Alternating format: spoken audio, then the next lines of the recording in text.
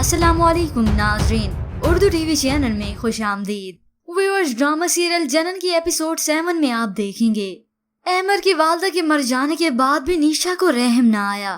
इस सब के बाद तो उसकी बेहूदगियों में और इजाफा हो गया और नेक्स्ट एपिसोड तो इससे भी बदतरीन होने वाली है। निशा अपने बहनोई पर डोरे डालने के बाद उसका दिमाग खराब कर चुकी है। जब भी तो असफंदयार अपनी ही बीवी पे गुस्सा होता है तो मीशा उसकी वजह जानने की कोशिश करती है।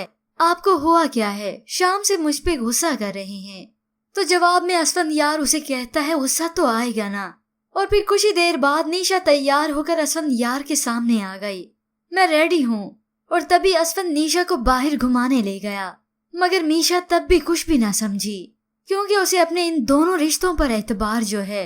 वहाँ दोनों किसी रेस्टोरेंट में गए तो असफंदयार उसे कहता है, मुझे लगता है कि मैंने मीनू के साथ शादी करके थोड़ी जल्दी की है। थोड़ी देर वेट कर लेता तो शायद कोई बेहतर लाइफ पार्टनर मिल जाता। ये सुनते ही निशा के दिल में लड्डू फूट रहे हैं। वो अपने बहनोई से यही सब तो सुनना चाहती थी, जिसके बाद आप व्यूअर्स देखेंगे असफंद अपनी बीवी से अब हर वक्त उखड़ा उखड़ा सा रहता है और निशा अपनी बहन मीशा को अलग से बदगुमान करती है।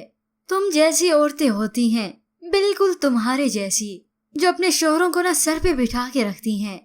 जिस पर उसकी बहन कहती है, क्या हो गया है निशा, तुम कितनी अजीब बातें करती हो। तो उधर अहमर की कजन जो कि उससे बेपनाह मोहब्बत करती है, अहमर उसे मिला तो कहता है, पढ़ना वरना तो तुमने है नहीं, 3 साल से बीए में अटकी हो। तुम्हारे पास क्या इतना टाइम होता है कि किसी ने कोई भी काम करवाना हो तो तुम्हारे पास आ जाए। तो दूसरी जानिब निशा और असफंदयार मीशा के भरोसे का अच्छे से फायदा उठाते हैं।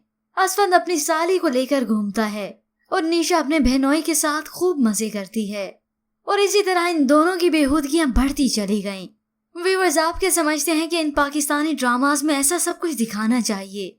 इसके मुतालिक हमें अपनी कीमती राय जरूर दीजिएगा। मजीद ड्रामास प्रोमो के लिए आप देखते रहिए उर्दू टीवी।